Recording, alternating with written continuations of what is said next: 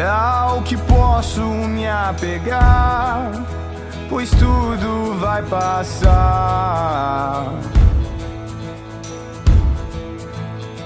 Mas teu sorriso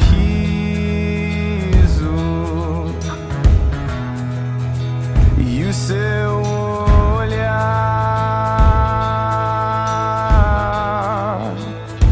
permanecem o mesmo sobre mim.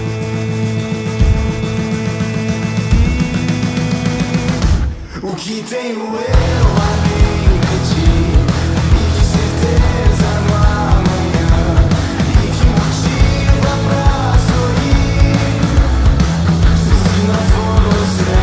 O que tenho eu além de ti, que segurança em meu ser, e que motiva pra existir, se não for você. O que tenho eu, Deus meu.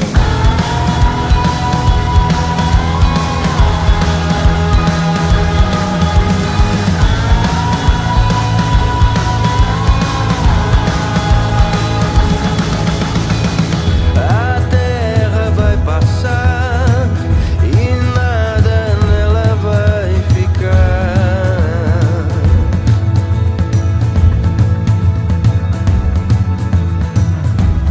Todo ouro é abandonado e tesouro é esquecido.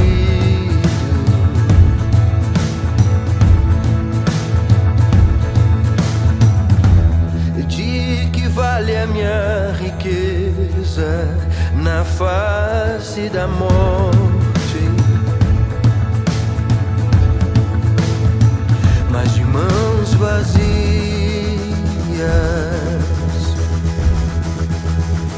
e coração cheio, eu abro mão dos meus caminhos para andar em ti. Oh, O que tenho eu além de ti, e de certeza no amanhã, e que motiva pra sorrir, se não for você.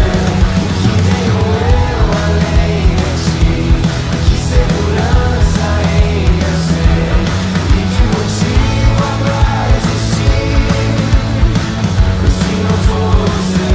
O que tenho eu além de ti, e que certeza no amanhã, e que motiva pra sorrir, se não for você.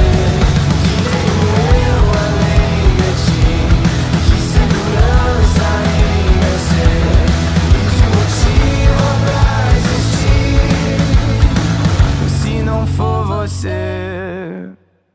O que tenho eu, Deus meu? Eu não tenho nada além de ti. Eu não tenho nada além de ti. Tu és a minha jornada, és o meu destino. Eu não tenho nada além de ti. Eu não tenho nada além de ti.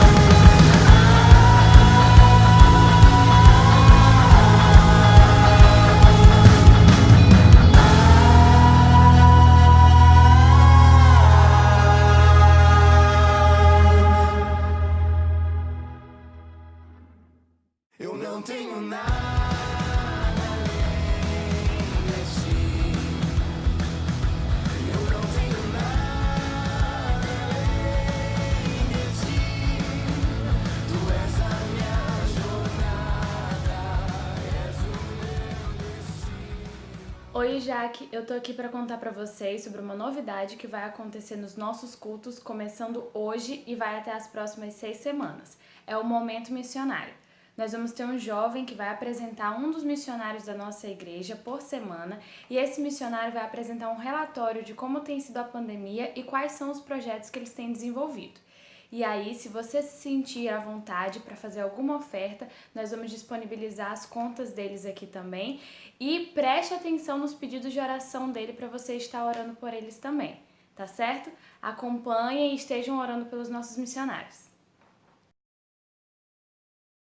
Fala, galerinha! Então, hoje eu vim contar um pouquinho da história da irmã Juliana Barbosa e como que ela adentrou nesse mundo missionário. No dia 4 de 3 de 2018, Cristo foi ao encontro dela em um momento muito delicado, que ela estava passando por ansiedade e depressão. Mas, através dos irmãos dessa igreja, ela obteve a ajuda que precisou. E desde então, ela frequentou a nossa igreja e ela ajudou em alguns ministérios, como no CMA, no Berçário, no Introdutores e mídias sociais. Só que ela percebeu uma coisa, que ela tinha um chamado para missões.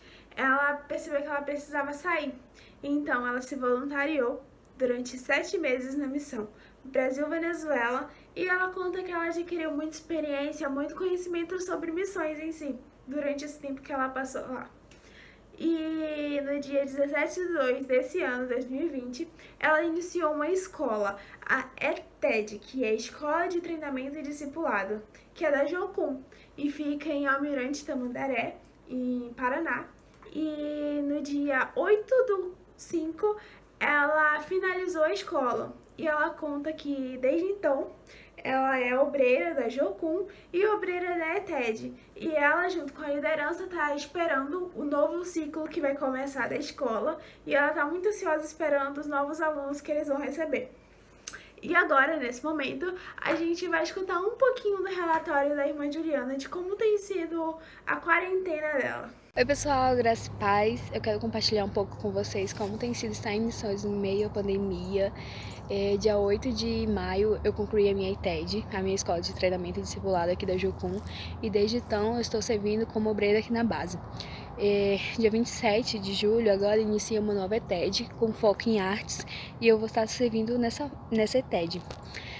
Os desafios são muitos, a gente está trabalhando com algumas limitações.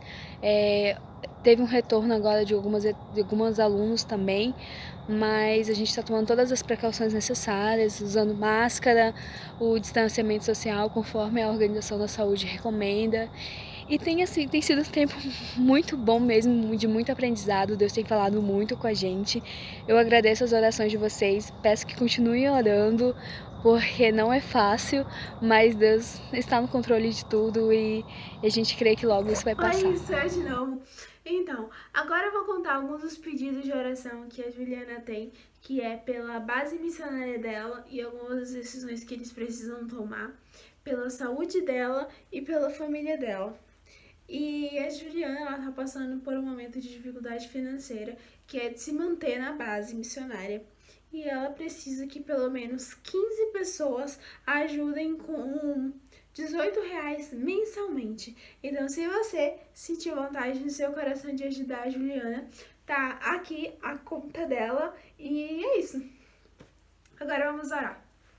Paizinho, eu quero te agradecer porque o Senhor é Deus misericordioso, o Senhor é Deus bondoso, o Senhor é Deus que cuida da gente, Paizinho. Queria te agradecer pela vida da Juliana, porque o Senhor tem se mostrado presente, o Senhor a tem guiado pelos caminhos certos, o Senhor a tem mostrado, Paizinho, que é para ela levar o teu amor, levar a tua cruz, a tua redenção, Paizinho, a todas as pessoas. E em especial agora eu quero te pedir pela família dela, que o Senhor faz de encontro com aquelas pessoas que ainda não te conhecem, que o Senhor possa estar alcançando todos, Paizinho, o Senhor possa estar os protegendo, os guardando sempre.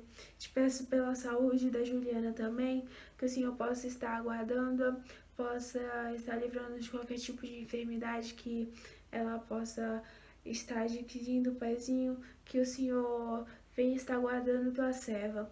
Eu também quero te pedir pela base missionária dela, que eles possam estar tendo sabedoria na hora de tomar as decisões, que o Senhor possa estar à frente sempre, Paizinho, dali, que os teus propósitos, as suas vontades sejam sempre o primeiro lugar ali e que os planos deles sejam aliados com os teus planos também, Paizinho. E seja sempre à frente, sempre guardando e sempre providenciando tudo para aquela base, Paizinho. Providenciando o sustento também para que eles possam continuar com o teu ministério, que é de levar o teu amor e o teu evangelho, Paizinho. É isso que eu te peço, eu agradeço em nome de Jesus. Amém.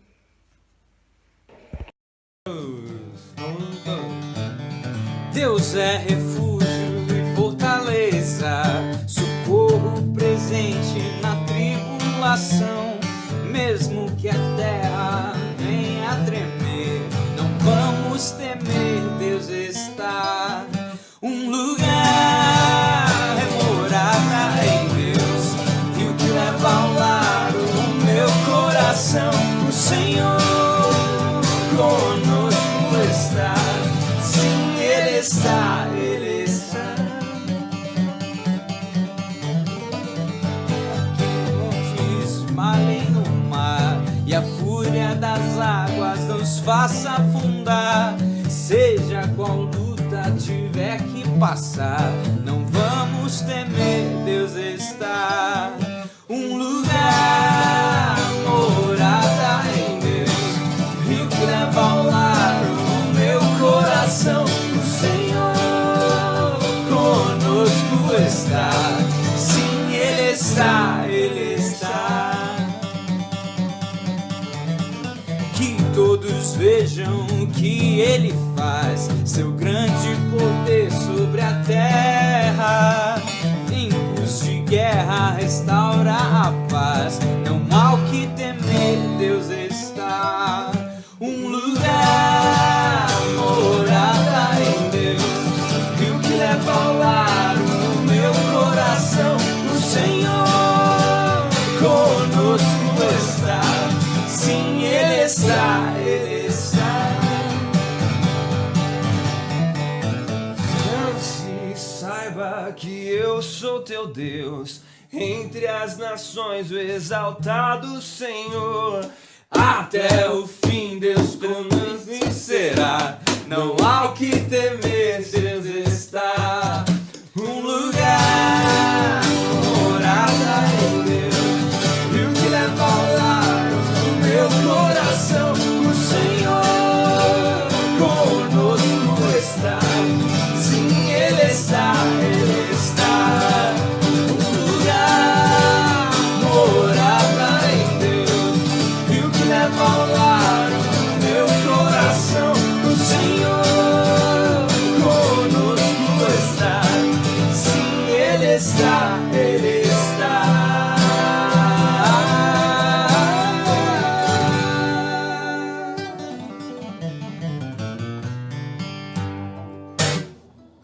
E aí pessoal, tudo bem? Tudo beleza?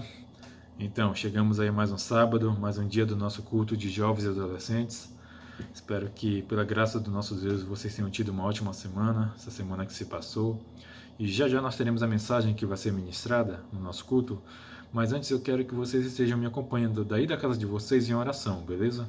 Para que Deus possa estar nos preparando para receber a mensagem de hoje. Oremos então, vamos lá? Senhor nosso Deus, nosso Pai, nós te damos graças, ó Deus, pelo dia de hoje, pela semana que se passou, pelo Senhor nos permitir estarmos aqui, ó Deus, prontos para refletirmos sobre a Tua mensagem de hoje, Pai, que o Senhor tem para nós. Abra nossos corações, desvincule nossa mente de tudo lá fora, de tudo que for nos atrapalhar, ó Pai, a estarmos refletindo na Tua mensagem, na Tua palavra, que nos será dada hoje, ó Pai. Que a Tua palavra seja sempre luz em nossas vidas, a todo instante, a todo momento, seja no momento de dificuldades, no momento de preocupação, de ansiedade, ó Pai. Que a Tua palavra sempre nos eleve, ó Pai. E saibamos reconhecer tudo, o Senhor em tudo, Pai, em nossas vidas.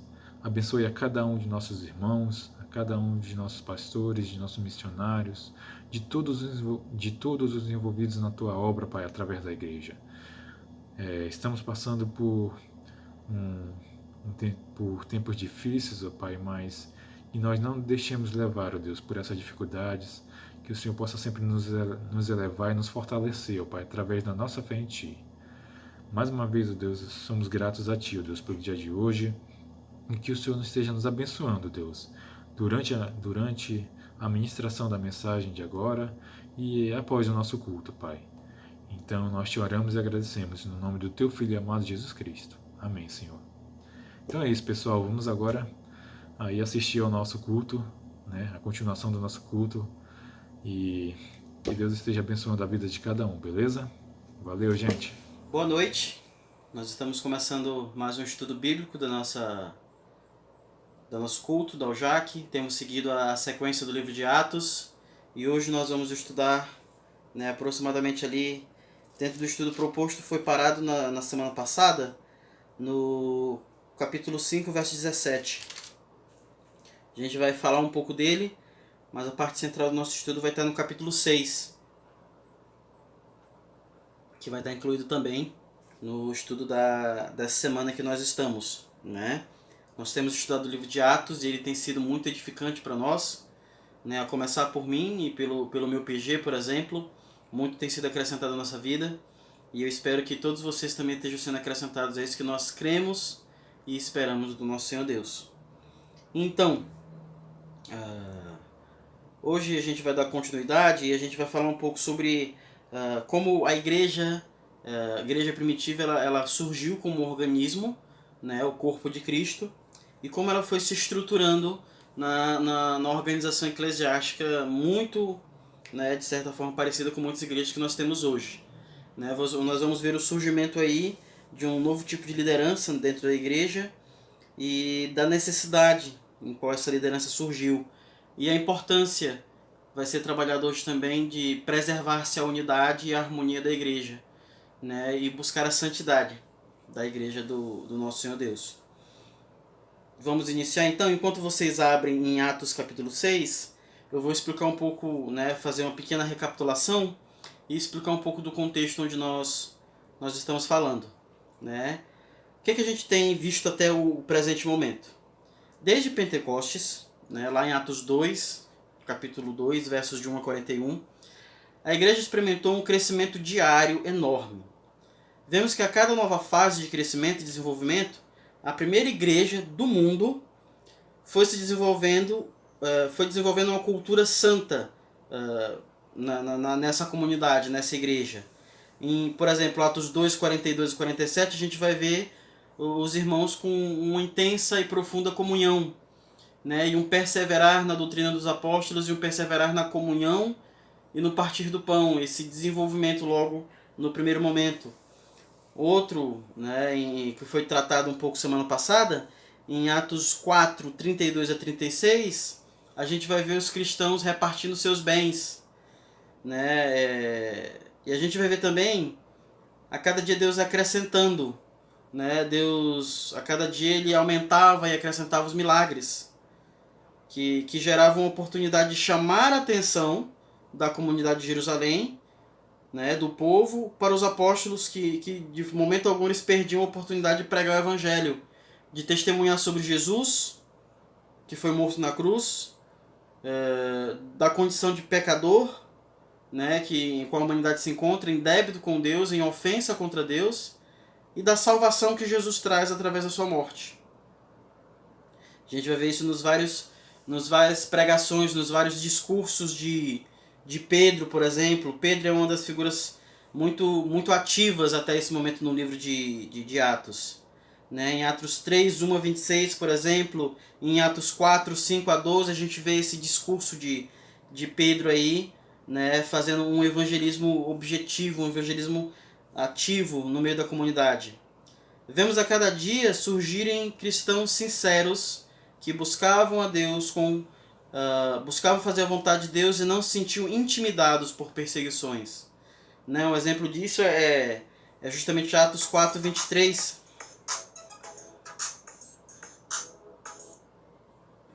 Desculpa. Atos 4, 23 a 31, em que nós vamos ver, por exemplo, os cristãos sendo intimidados, né, principalmente Pedro e João ali, os apóstolos, sendo intimidados e ordenados que eles parassem de pregar o evangelho, e eles ignoraram, né? E aí eles foram relatar isso para os cristãos, e os cristãos fizeram o quê? Ficaram com medo? Ficaram. Só que foi só isso? Não.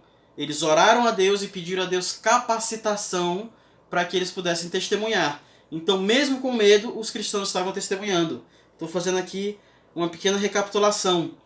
E falando um pouco sobre a perseguição, qual era a principal fonte de perseguição nesse primeiro momento, né? A gente vai ver que é uma perseguição que ela começa, né, contra os apóstolos, e ela vai gradualmente aumentando, se tornando mais intensa. Nós vamos perceber isso não só hoje, mas também nos próximos capítulos que vão se seguir. A perseguição ela se torna cada dia mais intensa. E de onde é que vinha essa perseguição? Ela vinha, né, no caso do Sinédrio. O Sinédrio, para quem ainda não lembra, Sinédrio ele foi uma instituição criada pós-exílio, né, depois que os judeus voltaram do exílio babilônico, que de um período depois, que se tornou a principal autoridade, o principal conselho que legislava sobre os judeus, sobre as decisões, sobre os crimes e sobre as coisas dentro do aspecto da cidade de Jerusalém e do povo de judeus, tanto o povo de sangue como aqueles que se convertiam ao judaísmo. A gente vai ver que hoje também um pouco sobre alguns gentios que se converteram ao judaísmo. Um exemplo disso, né?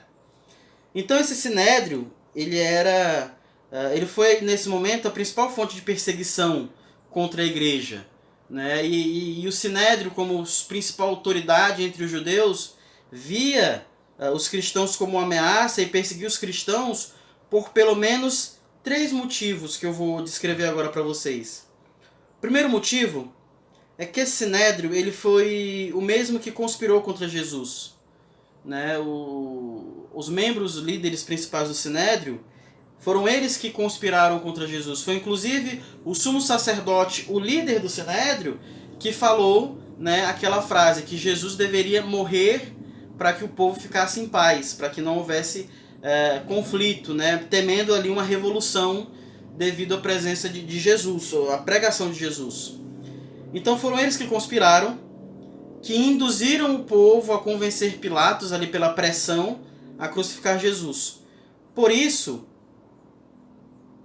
né, o problema para eles que já deveria ter sido resolvido, né, que é no caso Jesus, que era um problema que eles viram, estava agora voltando à tona, né? Eles estavam ali, é um problema que para eles já tinha sido acabado, eles estavam persistindo, e isso gerava frustração nos líderes do Sinédrio. O segundo motivo pelo qual eles certamente perseguiam a igreja é que o sumo sacerdote do templo, que era o presidente do Sinédrio, como eu já disse, era saduceu, né? E os saduceus também foram uma das principais fontes de perseguição da igreja naquele primeiro momento. E qual era o problema?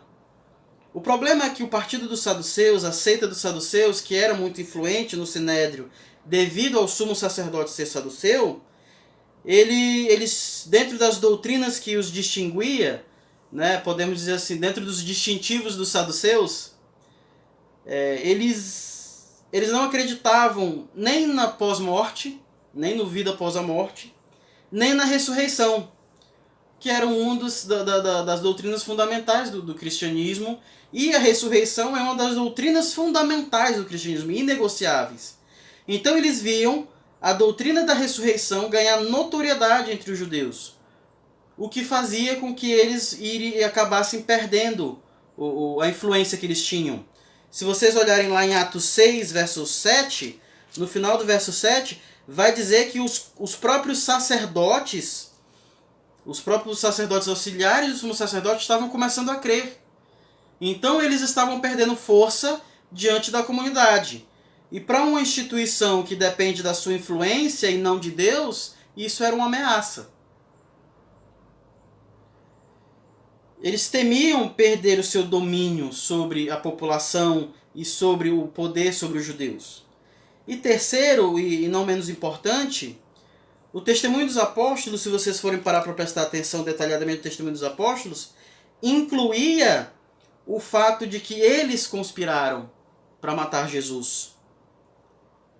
E a cada dia que se passava que os apóstolos estavam vivos e testemunhando, a história de que o Sinédrio era corrupto e que ele conspirou contra Jesus se tornava cada vez mais conhecida. Olhem lá na Bíblia de vocês, em Atos 5:28. Eu vou ler aqui para vocês, vocês acompanham na Bíblia de vocês.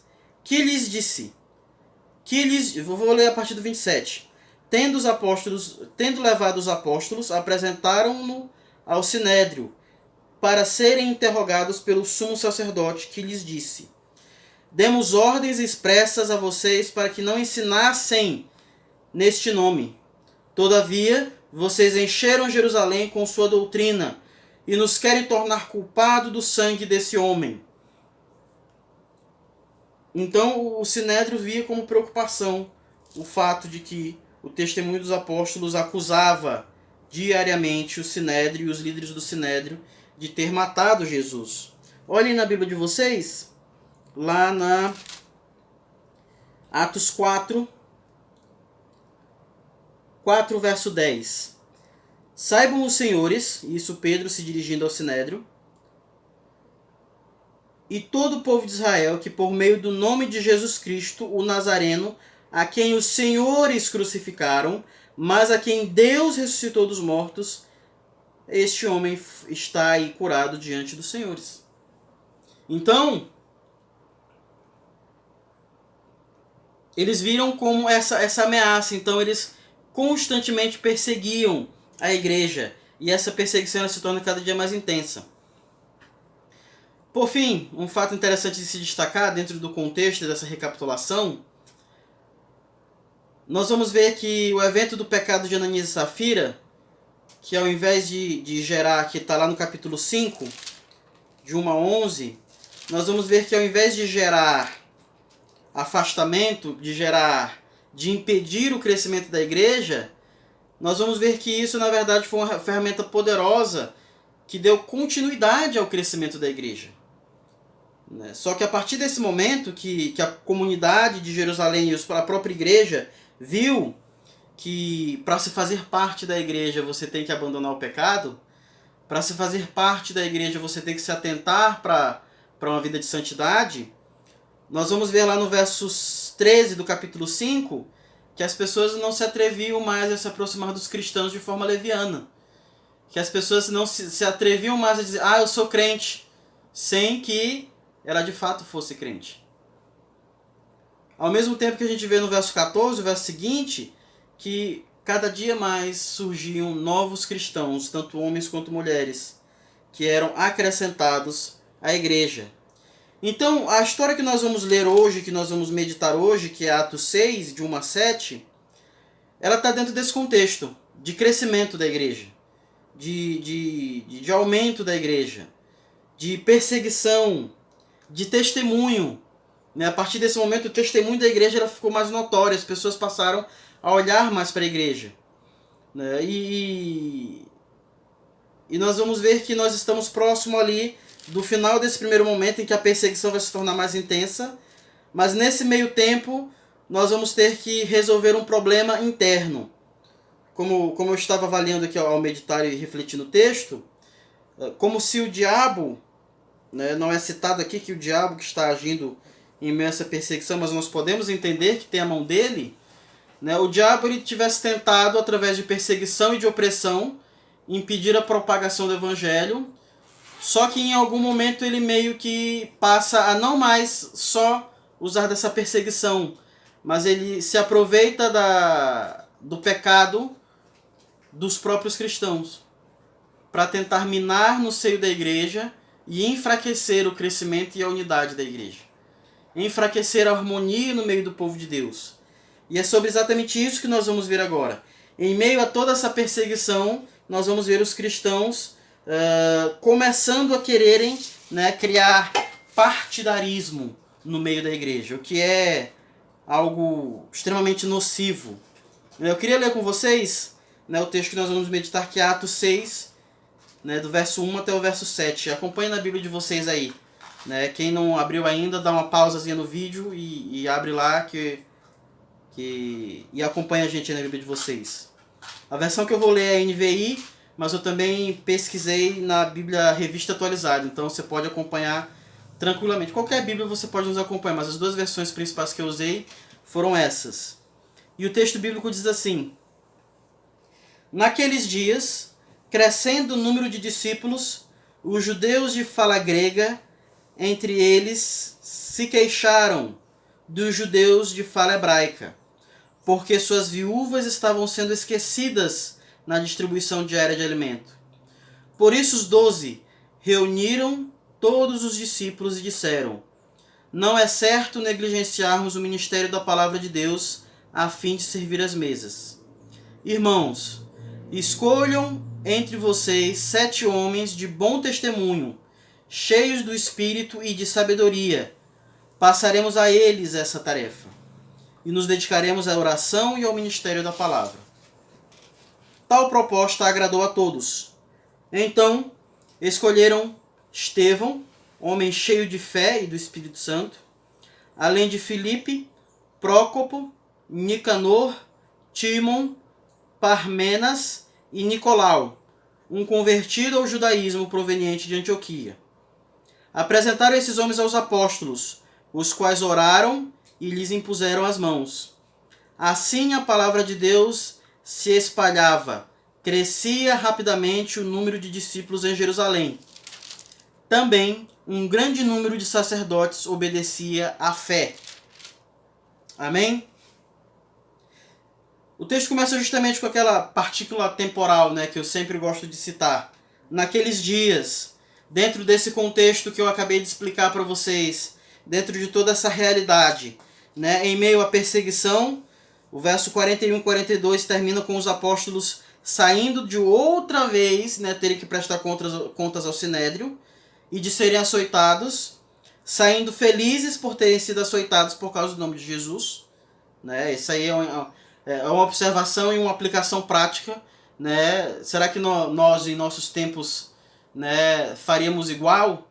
Né? Faríamos e deveríamos. Mas muitas vezes nós não queremos sofrer pelo Evangelho. E nós vemos a insistência dos apóstolos e dos cristãos em praticarem a fé e buscarem proclamar o ensinamento de Jesus naqueles dias. E a cada dia se crescendo o número de discípulos. E aí nós vamos ver aí um primeiro vestígio de problema interno no meio da igreja. No meio de toda essa perseguição, as pessoas começavam a vir de várias regiões ao redor de Jerusalém também. E aí eles tiveram que lidar agora com um problema interno.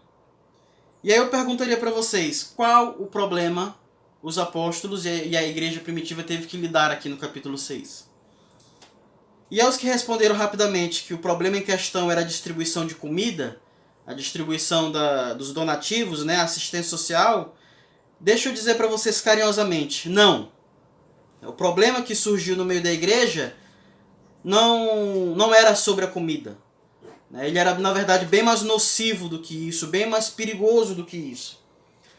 O problema ele era uma ameaça à unidade e harmonia da igreja. E esse problema não era novo. Se nós olharmos para o Antigo Testamento, nós vamos ver que desde os tempos de que os israelitas saíram do Egito, isso já foi um problema. Se vocês olharem lá em Êxodo 11, 1 a 3, né, Êxodo 12, Números 11, de 1 a 3, Números 12, Números 14, vocês vão ver que o problema da murmuração, a versão revista atualizada, ela vai dizer lá em Atos 6:1 que os judeus de fala grega, ou os helênicos, eles murmuraram dos hebraicos, dos judeus de fala hebraica. Então a murmuração era o problema aqui em questão. E meus irmãos, murmuração é um problema tão perigoso como foi aqui no povo de Israel, em que as pessoas, devido à sua murmuração, às suas queixas contra Deus, né, em certos momentos elas praticamente caíam mortas no chão do nada, devido a esse pecado, elas eram fulminadas, elas eram atingidas por raios, elas eram mordidas por serpentes, né? Elas eram engolidas pela terra por essa murmuração, né? Que culminou rebeldia, que culminou várias outras coisas. Para vocês terem ideia, essa murmuração foi tão perigosa que foi essa murmuração que levou Moisés, o homem mais paciente que havia sobre a terra. Conforme lá Êxodo 12:3. Foi essa murmuração que fez Moisés perder a paciência, que por consequência impediu Moisés de entrar na terra prometida. Números 20, de 9 a 12, vai mostrar isso. A murmuração dos helenistas, ou dos judeus de fala grega, mostra que a expansão da igreja começava a adquirir adeptos que até eram judeus, mas que não nasceram em Judá. Então o evangelho começava, de certa forma, como eu posso dizer, extravasar para além de Jerusalém. A murmuração em questão também evidenciava o início de um partidarismo dentro da igreja. Outro problema que não pode ser tolerado e que traz consequências terríveis. Só para vocês entenderem, havia judeus que nasceram em Jerusalém, nasceram na Judéia, e eles normalmente falavam hebraico, ou aramaico, na verdade. E eles até entendiam alguns dialetos de grego, né? Até porque o grego era a língua franca da época, assim como o inglês é hoje. E havia os judeus que nasceram fora de Jerusalém, fora da Judéia, mas que eram judeus por questão consanguínea. E obviamente esses judeus que nasceram fora de Jerusalém, que tiveram contato com, por exemplo, grandes metrópoles como a própria Roma, como Antioquia, Atena e outras cidades, eles tinham uma cultura e uma mentalidade talvez mais flexível, um judaísmo mais fraco. Alguns comentaristas vão dizer isso. Enquanto os judeus que nasceram em Jerusalém e em Judá, eles eram mais conservadores. E obviamente dentro disso surgiu o partidarismo dentro do judaísmo, de que os judeus helênicos eles não eram tão judeus quanto os judeus de fala hebraica. E ao adentrarem no cristianismo, ao adentrarem no evangelho, a se tornarem cristãos, eles trouxeram essa bagagem, né, esse pecado de estimação. E isso começava a se evidenciar, né? E o que eu quero destacar para vocês é que existem algumas divisões naturais dentro de qualquer comunidade saudável, né? A exemplo disso, a gente vai ter, por exemplo, as faixas etárias, né? Nós não podemos, por exemplo, querer que uma criança entenda e consiga, né, participar de uma programação de 1h30 com o pastor falando e ela fique sentada ouvindo, e o pastor fala, né, união hipostática, né, os meninos que participaram do bate-papo com o pastor Carlos vão entender. A criança escutando sobre união hipostática, ela vai ficar quietinha ouvindo, né, e perguntando, né, fazendo perguntas. Uma criança não consegue. Então a criança ela necessita, né, até concordamos que uma criança ela precisa ouvir doutrina, porque doutrina ela é fundamental em qualquer idade, mas ela precisa de estar na linguagem e no entendimento que ela possa alcançar, né, dentro das condições que ela possa alcançar. A gente tem, por exemplo, divisões referentes ao estado civil.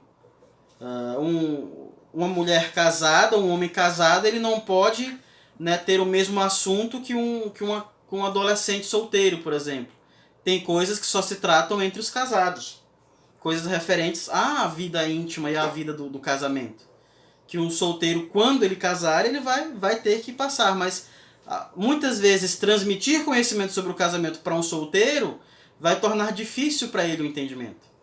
Isso que eu chamo de algumas divisões naturais. Por exemplo, existem as viúvas dentro da igreja. Existem as pessoas necessitadas. E elas não são menos cristãs por isso, ou cristãos inferiores. Mas elas precisam de ajuda. O que não existe no seio da igreja e o que estava começando a surgir aqui é a divisão entre as viúvas que eu gosto e as viúvas que eu não gosto. A divisão entre as viúvas que são de casa, né, que são brasileiras, e as viúvas, os necessitados que são venezuelanos. E isso não deve existir. né? Então, nós temos que entender que essas divisões, essas fragmentações, elas são uma ameaça à unidade da igreja, à harmonia da igreja. Até porque Deus fez um corpo só. E aí nós vamos ver o desenvolvimento da resolução desse problema na sequência dos versos 1 e 2, 2 e 3. Né? E que os apóstolos fizeram? Os apóstolos olharam para Deus e disseram: Senhor, envia trabalhadores para a tua seara. Senhor, nós, os 12, né, o verso 2 vai dizer começar exatamente por isso. E é a primeira vez, em que é uma das poucas vezes que aparece depois de Atos 1, que aparece essa referência, os 12. Né, justamente porque logo mais a gente vai ver serem escolhidos os 7. Então a gente vai ter os 12 e os 7. Né, vai criar essas duas lideranças. E os 12 apóstolos, eles chegam à conclusão de que eles não conseguem lidar com todas as situações sozinhos. E eles veem a necessidade, com o momento da igreja, de compartilhar, por assim dizer, o poder.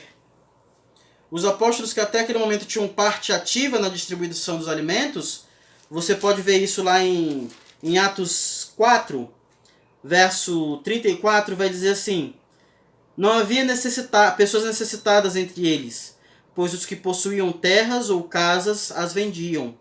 Traziam o dinheiro da venda e os colocavam aos pés dos apóstolos, que o distribuíam segundo a necessidade de cada um. Só para vocês verem um detalhe. Em última instância, essa acusação dos helenistas, dos cristãos de fala grega, dos judeus de fala grega, era contra os apóstolos. Percebem a gravidade? Era um ataque à liderança constituída ali por Deus.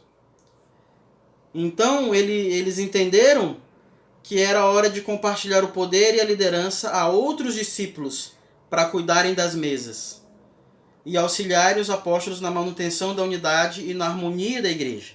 O verso 2 vai dizer isso. 2 e 3, leiam na Bíblia de vocês novamente. Por isso os 12 reuniram todos os discípulos e disseram: não é certo negligenciarmos o ministério da palavra de Deus a fim de servir as mesas. Irmãos, escolham entre vocês 7 homens de bom testemunho, cheios do Espírito e de sabedoria. Passaremos a eles essa tarefa. E nos dedicaremos à oração e ao ministério da palavra.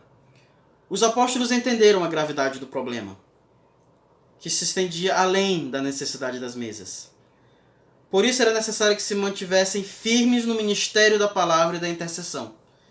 Por isso que eles se mantiveram firmes no ministério da oração e da palavra também, no final do verso 4. Isso porque a solução deles não foi só escolher 7 para distribuírem as mesas. A solução deles foi se manterem firmes no ministério da palavra. É a primeira coisa que eles falam. Não é certo negligenciarmos o ministério da palavra. Vocês podem perceber, ao recapitularem em nossa recapitulação, que os apóstolos eles eram constantemente tentados a abandonar ou a retroceder no ministério da palavra por ameaça, por intimidação, por açoite. E mais uma vez aqui eles estavam sendo ameaçados. Só que aqui de uma forma muito sagaz. A tentação de, por eles serem as lideranças, eles tinham que dar resolução para o problema. Eles tinham que ser a solução. Então eles tinham que começar a distribuir as mesas de forma mais incisiva. De forma mais transparente. Então, à medida que eles perdessem... não é perdessem. À medida que eles gastassem mais tempo, que era um tempo necessário para esse trabalho, o ministério da palavra seria negligenciado. E a igreja e a pregação do evangelho seria enfraquecida. Só que eles entenderam que isso era de fundamental importância, perseverar na pregação da palavra. Por isso essa distribuição. Por isso era necessário que eles se mantivessem firmes no ministério da palavra. De modo que o novo grupo de liderança cuidaria da outra frente no combate, enquanto eles se mantivessem na pregação da palavra. Assim, combateriam tanto o partidarismo como a murmuração. E ao mesmo tempo que eles cumpriam a tarefa da igreja de cuidar dos pobres também. né, dos seus pobres a começar. Então, o problema da murmuração e do partidarismo seria combatido como? Primeiro com a pregação da palavra. Primeiro com o ministério de oração. Depois como? Levantando homens que os auxiliariam no ministério do cuidado com os pobres. Uma coisa interessante que eu gostaria de destacar é justamente o que eu falei logo no começo. Que a murmuração dos helenistas ela é um ataque aos apóstolos, aos 12. E eles conseguiram gerenciar o seu coração ao ponto de ignorar o ataque pessoal e, né, ao invés de tentarem se defender, né, eles tiveram a sobriedade de entender a realidade e a importância da questão. Eles entenderam realmente a distribuição de alimento ela tem que ser feita de forma igualitária. Mas nós não conseguimos fazer isso. Eles não se apegaram ao poder. Eles compartilharam o poder. Eles distribuíram o poder, mostrando a nobreza de um líder cristão, que tem sido negligenciada também hoje. Nós temos que procurar, né, escolher pessoas, e nós como os cristãos temos que procurar ser cristãos que não se apegam ao poder, não se apegam à autoridade que lhes é confiada, a confiança que as pessoas têm em si, mas que são liberais quanto a elas, que compartilham essa liderança, que procuram, por exemplo, ensinar a outros. A exemplo disso, vocês veem que nós temos chamado outras pessoas para pregarem também junto conosco nos jovens. Né? Nós temos aí compartilhado a palavra com Felipe, com o missionário Jefferson, que tem sido uma bênção, com o Paulinho, que o sermão dele da semana passada foi ótimo. Né? O irmão Rogério era para estar aqui conosco também, mas não pôde devido a estar doente. Né? Já peço oração por ele também, mas futuramente ele também vai estar conosco. Mas o nosso desejo, meu desejo, e eu tenho orado já por isso, é que no futuro, né, vocês jovens estejam aqui junto comigo também, pregando, estudando a palavra, exercitando esse dom também, que eu sei que muitos de vocês têm. Nós temos que procurar compartilhar, nós temos que procurar agregar pessoas que tenham, né, os valores que são exigidos para um ministro, para um pregador, para alguém que exerça a liderança. Um outro detalhe importante é que, diferente do que se pensa ou que se diz, né, nós não estamos vendo a criação de uma classe de liderança inferior. Nós vemos aqui uma classe de liderança para lidar com problemas que somente pessoas tão capazes quanto os apóstolos poderiam lidar. Percebemos isso quando nós olhamos para os requisitos para exercerem o cargo dos 7. O que a pessoa tinha que ter para poder ser um dos 7? Ela tinha que ter bom testemunho, logo ela tinha que ser uma pessoa que transmite confiança e credibilidade, tanto dentro quanto fora da igreja, e deveriam ser pessoas reconhecidas como que receberam a sabedoria que vem do alto, do Espírito Santo, conforme fala lá em Tiago 3, 17 e 18, por exemplo, que a sabedoria que vem do alto, leiam lá na Bíblia de vocês, abram aí, Tiago 3,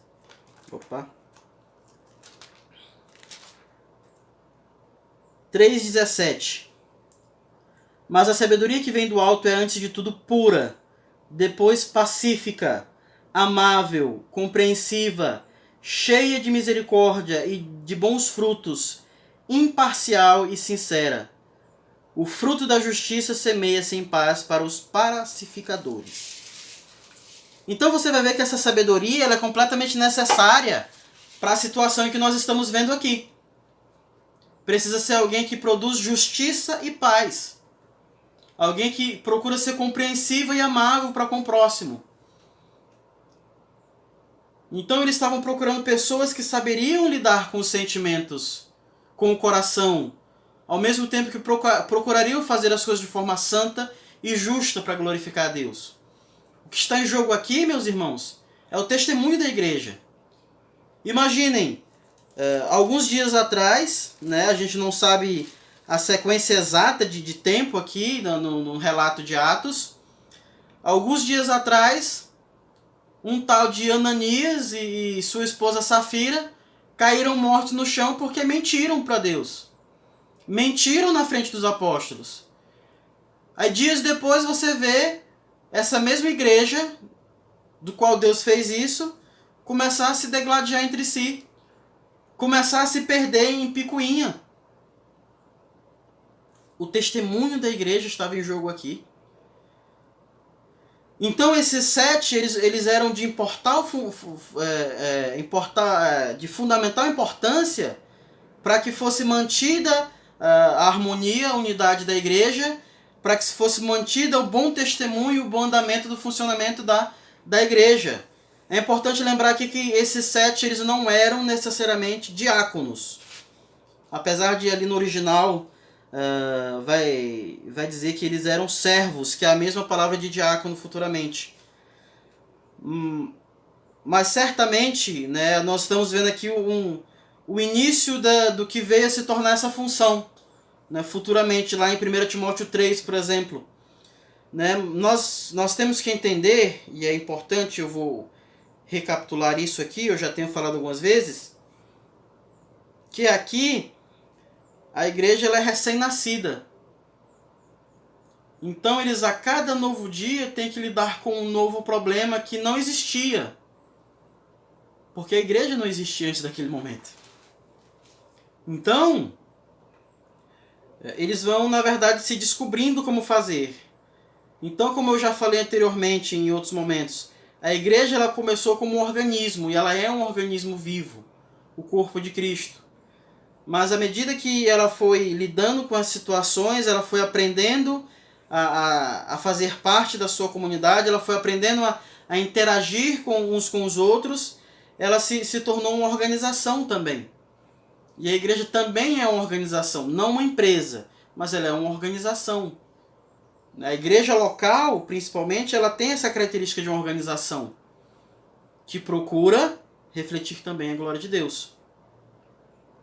Enquanto os 7 cuidariam das mesas, os 12 cuidariam do ministério da palavra e da oração. Esse trabalho conjunto seria uma medida eficiente para combater a murmuração e o partidarismo no seio da igreja. Ao mesmo tempo que daria continuidade ao trabalho do testemunho de Cristo. Se olharmos para o nosso estudo desde o começo, nós vamos ver exatamente isso que eu acabei de falar. Esse combate de tentar ameaçar o testemunho de Cristo Jesus.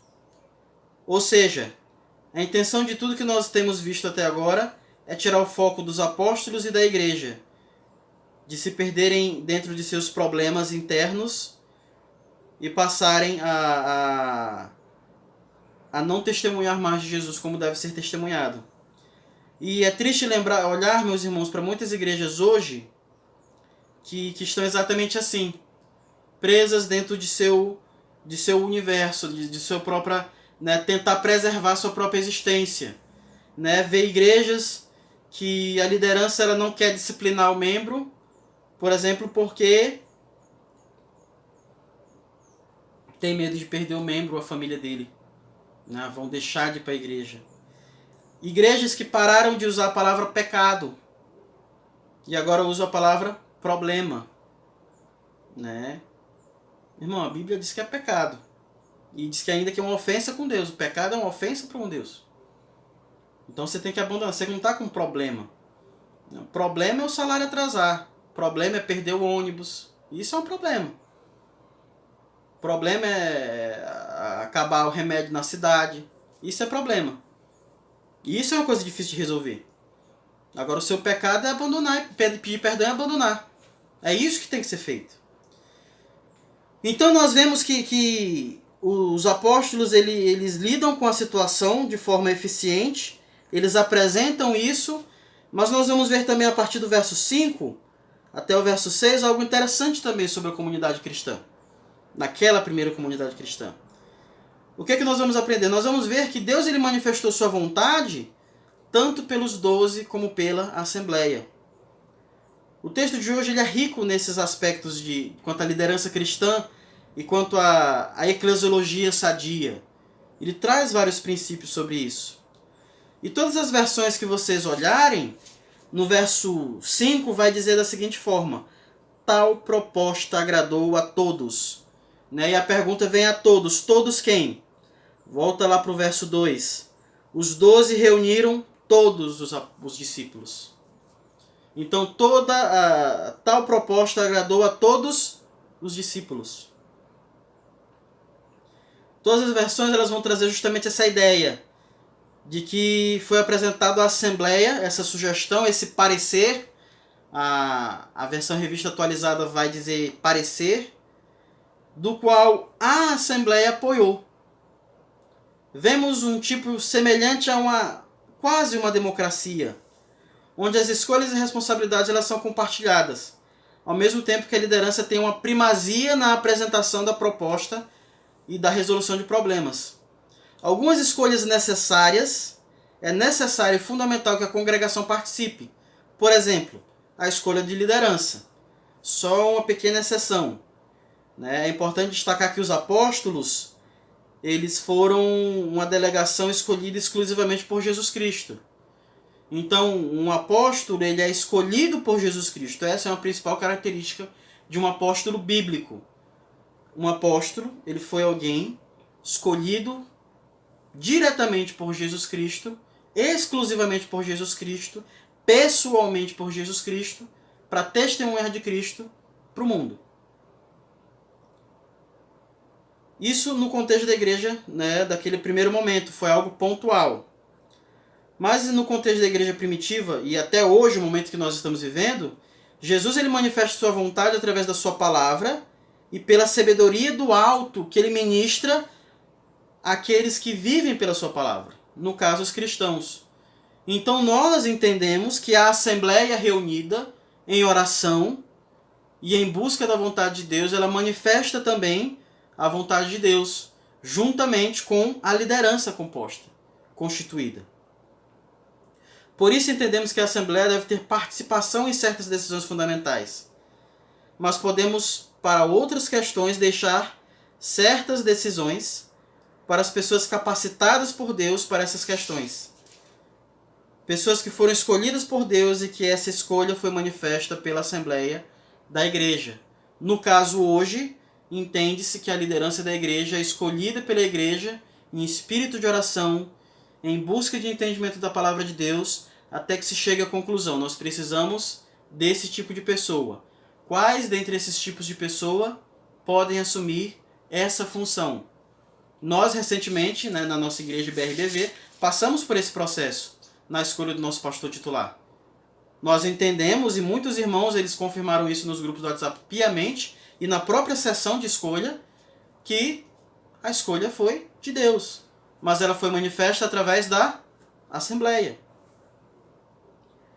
Os 7 eles foram escolhidos pela Assembleia Geral dos Cristãos de Jerusalém. Entre eles, temos muitos que posteriormente, junto com os apóstolos, vão assumir o ministério de evangelismo. Como exemplo, nós temos Estevão e Filipe. Temos também o indício de que o evangelho começava a alcançar os gentios. Vejam lá no verso 5, vai dizer que um Nicolau, um convertido ao judaísmo proveniente de Antioquia. Isso é, Nicolau conheceu o judaísmo, entendeu que ele era verdadeiro e se converteu ao judaísmo. Com o advento de Cristo, ele entendeu que Cristo era o cumprimento do judaísmo e se converteu ao cristianismo. E aí, meus irmãos, tendo tido a resolução, nós vemos a apresentação e a imposição de mãos, que é algo importante no ato de transferência de autoridade. Não estamos dizendo aqui que sai algum poder da mão, mas nós estamos dizendo que isso é um ato representativo que manifesta, que, como é que eu posso dizer? Ele autentica aquilo que a igreja entendeu e aquilo que ela está fazendo, que é importante. E nós vemos que segue-se então para o próximo passo. O que todo esse problema resultou? Qual foi a resolução e quais foram as consequências de todo esse problema que a igreja enfrentou aqui no capítulo 6, até o verso 7. O verso 7 vai dizer da seguinte maneira: assim quer dizer o quê? com tudo isso que aconteceu, o resultado de tudo isso que aconteceu foi o quê? A palavra de Deus se espalhava. Crescia rapidamente o número de discípulos em Jerusalém. Então toda a situação teve como um dos resultados a expansão do Evangelho. Uma igreja sadia, uma igreja que cuida de escolher líderes sábios, líderes capacitados pelo Senhor, uma igreja que cuida de resolver seus problemas urgentes, seus problemas perigosos, como ameaças à unidade da igreja e à sua harmonia, de forma rápida e eficiente. Ela vai ter como um dos resultados um aumento da propagação da palavra, isso é, um aumento da propagação de testemunhar da glória de Deus. De forma que, você vai ver agora um contraste. Os sacerdotes, que também eram membros do Sinédrio, eles começaram também a se converterem. E vamos só fazer um pequeno paralelo final aqui. Você tem duas instituições que agora, sem querer, elas começam a concorrer. Você tem de um lado o Sinédrio, o Supremo Conselho dos Judeus, que até aquele momento era único. E aí você tem agora a igreja. Um grupo que começou com um grupo de judeus e que agora está crescendo. E que agora tem sido vista como uma referência de povo de Deus, uma referência de testemunho fiel frente à comunidade, a Jerusalém. E aí você olha para o Sinédrio, que conspira, que maquina, que dissimula e que é dividido em vários partidos, e de um lado você tem a igreja, que frente a qualquer ameaça ao partidarismo, busca uma solução eficiente. E aí os sacerdotes começam a se verem convencidos e começa a chamar a atenção deles. Olha, eles começam a perceber, olha, eu acho que a igreja está no caminho mais certo para Deus. Eu acho que a igreja está glorificando a Deus mais do que o Sinédrio. Então nós vemos que de fato o Sinédrio começa a perder o poder, começa a perder influência frente à comunidade, a Jerusalém e à Judéia como um todo. Então isso que nós devemos buscar como igreja, não competir entre si, mas buscar ser uma igreja saudável, uma igreja que procura uma liderança saudável, uma liderança madura, buscar resolver seus problemas de forma eficiente. Essa semana nós falamos sobre comunicação direta. O pastor Carlos tem pregado sobre isso e tem falado sobre isso de forma muito, muito enfática, muito incisiva. Nós temos que buscar resolver nossos problemas de forma eficiente. Nós não podemos deixar certas pontas soltas quanto a nossos relacionamentos. Isso são brechas que o inimigo certamente vai usar. Porque, como eu sempre falo, o diabo, em nenhum momento ele vai brincar de ser diabo. Embora, infelizmente, nós muitas vezes temos brincado de ser cristão. Então, que nós despertemos quanto à nossa vida em comunidade. E eu queria deixar algumas considerações finais, em uma espécie de resumo de tudo que nós temos visto aqui. Primeira coisa, até mesmo igrejas saudáveis têm problemas. Nós vemos aqui que a igreja de Atos 2:42, que perseverava na comunhão, na doutrina dos apóstolos e no partir do pão, é a mesma que começa a ter um problema de divisão em Atos 6:1. Nós percebemos e aprendemos hoje que a nobreza e a grandeza de uma liderança saudável, ela está em sua capacidade de lidar com os ataques pessoais com sobriedade. Uma liderança que não usa do poder e do fato de estar no poder para pisar, oprimir ou acusar os outros. Mas ela usa sua sabedoria e sua liderança para abençoar a sua igreja. Uma liderança cristã saudável, e ela mostra nobreza em discernir as demandas da comunidade, entendendo as implicações espirituais que essas demandas podem trazer. Muitas vezes, muitos problemas que nós temos, eles são muito simples de resolver. Mas a questão é, muitos problemas que nós temos, eles demonstram algumas coisas que estão no nosso coração. Coisas que talvez não deveriam estar. E são essas coisas que têm que ser tratadas. Pecados, mágoas, ressentimentos. A nobreza de uma liderança cristã, ela está em não se apegar ao poder, mas procurar compartilhá-lo liberalmente, pensando no bem do reino. Eu não sou o bem do reino. Pastor Carlos, ele não é o bem do reino. Nós fazemos parte do bem do reino enquanto bem servirmos a igreja. Enquanto nossos corações estiverem centrados em fazer a vontade de Deus. Enquanto nossa mente estiver focada em buscar na palavra de Deus a orientação. A nobreza de uma liderança cristã, ela está em serviço à igreja com seus dons que lhes foram dados e com o serviço que foi designado por Deus. A pessoa que serve à mesa, a pessoa que cuida da assistência social, nós temos a exemplo a irmã Janice, ela é tão fundamental para o trabalho quanto o pastor Carlos, que está pregando todo sábado, todo domingo, perdão. Quem prega todo sábado é... De vez em quando ele vai pregar também, mas que tem pregado todo domingo, que tem pregado todas as quartas, que tem cuidado do ensino da igreja. São tão fundamentais quanto. À medida que uma igreja cresce, surgem necessidades novas.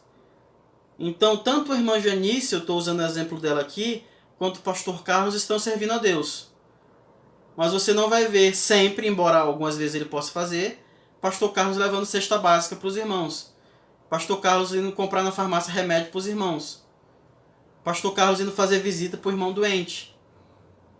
A irmã Janice se dispôs a isso. E ela tem também pessoas que vão ajudá-la nisso. Embora ela possa fazer outras coisas, mas esse é o trabalho ao qual ela foi chamada. Nós temos que ter a sabedoria de ouvir nossos liderados. A nobreza de uma liderança cristã saudável também está em ter a sabedoria de ouvir os seus liderados e compartilhar com eles as escolhas importantes.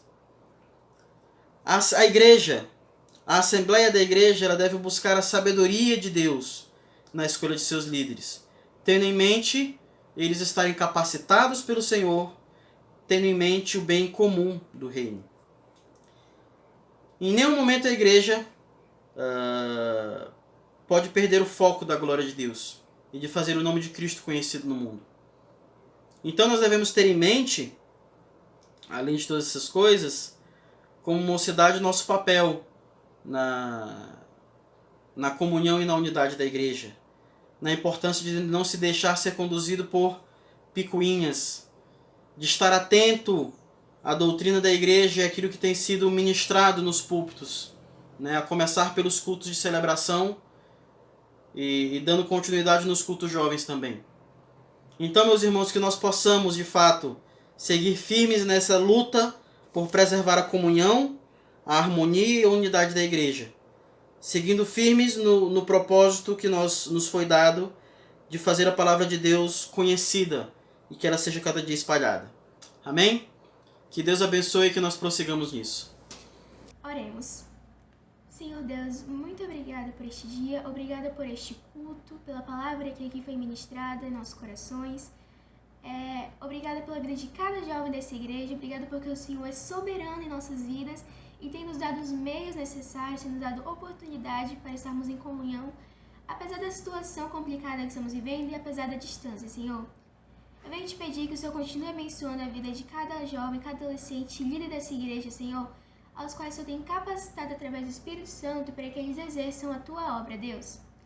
Eu também peço pela vida de cada membro dessa igreja, cada pessoa que está enlutada, conforta o coração deles, Senhor. Porque nós sabemos que nada do que acontece ou que vem acontecer foge do Teu controle. E coloca os nossos corações que a Tua graça é suficiente, que a Tua graça nos basta, Senhor. E que amanhã, que vamos ter culto pela manhã e pela noite, que sejamos em comunhão para novamente ouvir a Tua palavra e para glorificar o Teu nome, porque só o Senhor é digno de toda honra, glória e louvor. Eu oro em nome de Jesus, amém.